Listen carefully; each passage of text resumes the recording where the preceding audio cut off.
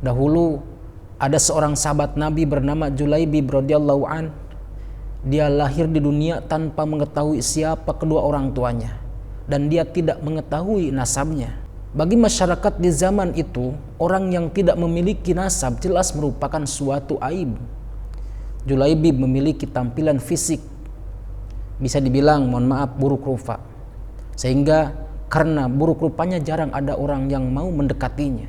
Julaibib adalah orang yang sangat bertakwa kepada Allah Subhanahu wa taala dan Rasulullah.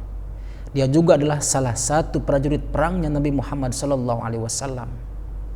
Walaupun banyak orang mengucilkan dia, tapi tidak dengan Nabi Muhammad sallallahu alaihi wasallam. Suatu ketika selesai menjalankan salat, Nabi sempat memanggilnya. Julaibib, tidakkah engkau ingin menikah? Tanya Rasulullah dengan lembut sambil tersenyum kepadanya. Siapakah orang yang mau menikahkan putrinya dengan diriku ini ya Rasulullah? Kata Julaibib. Sambil Julaibib itu tersenyum. Lalu Rasulullah SAW menjawab dengan senyuman pula. Julaibib menyadari dirinya tidak mempunyai apa-apa, dan menurut dia tidak ada seorang pun yang mau menikahkan anaknya untuk dia. Keesokan harinya Nabi SAW bertemu lagi dengan Julaibib. Lalu Rasulullah SAW kembali bertanya kepada kepada Julaibib. Julaibib, tidakkah engkau menikah? Dengan jawaban yang sama, Julaibib menjawab pertanyaan Rasulullah SAW. Sampai pada akhirnya Nabi Muhammad menarik tangan Julaibib dan mengajaknya ke suatu rumah pemimpin Ansor yang dikenal mempunyai anak yang sangat cantik. Setibanya di rumah pemimpin Ansor, Nabi Muhammad SAW bertemu dengan ayah dari wanita yang cantik itu, dan Rasulullah SAW mengatakan, aku ingin menikahkan putri kalian. Itu kata Rasulullah SAW pada si pemilik rumah. Melihat perkataan Rasulullah yang ingin menikahi anaknya, sang pemimpin Ansor itu pun senang. Betapa indahnya dan betapa berkahnya jawab pemimpin Ansor tersebut. Dengan wajah yang senang, mengira bahwa sang Nabi lah calon mantunya. Ya Rasulullah, ini sungguh akan menjadi cahaya yang menyingkirkan temaram di rumah kami. Kata Rasul, tetapi bukan untukku, melainkan untuk Julaibib. Sang pemimpin Ansor itu pun kaget mengetahui bahwa anaknya akan dinikahi oleh laki-laki buruk rupa yang tidak diketahui nasabnya, dan langsung mengatakan bahwa dia harus mempertimbangkan dengan istrinya. Saya harus meminta pertimbangan istri saya tentang hal ini ya Rasulullah, kata pemimpin Ansor. Dengan Julaibib, istrinya menjawab, bagaimana bisa? Julaibib berwajah jelek, tidak bernasab, tidak berkabilah, tidak berpangkat, dan tidak berharta. Demi Allah, tidak akan pernah putri kita menikahkan dengan Julaibib.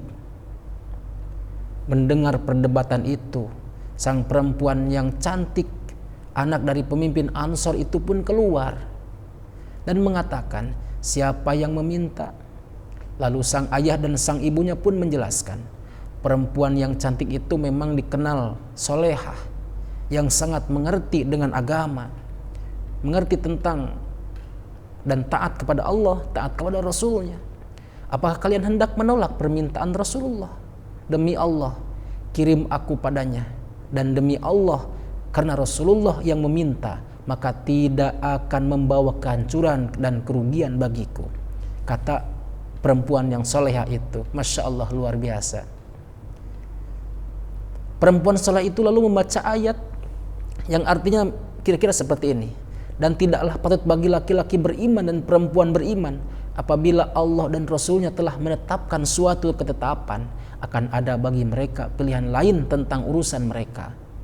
Dan barang siapa mendurhakai Allah dan Rasulnya, maka sungguhlah dia telah sesat yang nyata. Lihat di Quran surah Al-Ahzab ayat 36. Teman-teman semua, mendengar jawaban dari perempuan cantik dan solehah itu, Nabi Muhammad SAW pun tertunduk lalu mendoakan sang perempuan itu. Ya Allah, kata Rasulullah, limpahkanlah kebaikan atasnya dalam kelimpahan yang penuh berkah. Jangan kau jadikan hidupnya payah dan bermasalah. Maka daripada itu teman-teman, doa Nabi Muhammad SAW tak lama kemudian Allah karuniakan jalan keluar baginya. Kebersamaan di dunia ternyata tidak ditakdirkan terlalu lama. Meski di dunia sang istri soleha dan bertakwa, tapi bidadari telah terlampau lama merindukan Julaibib di surganya.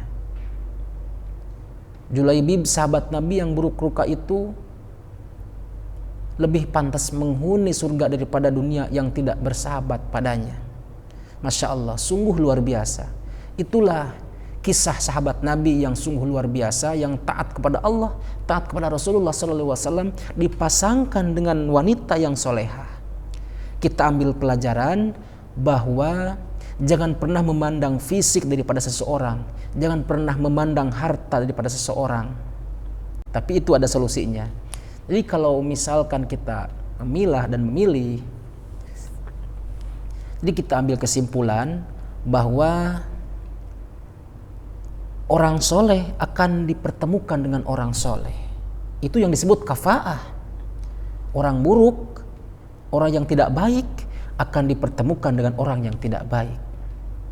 Jadi kafaah menurut Islam itu seperti itu, ya. Terima kasih, semoga bermanfaat. Assalamualaikum warahmatullahi wabarakatuh.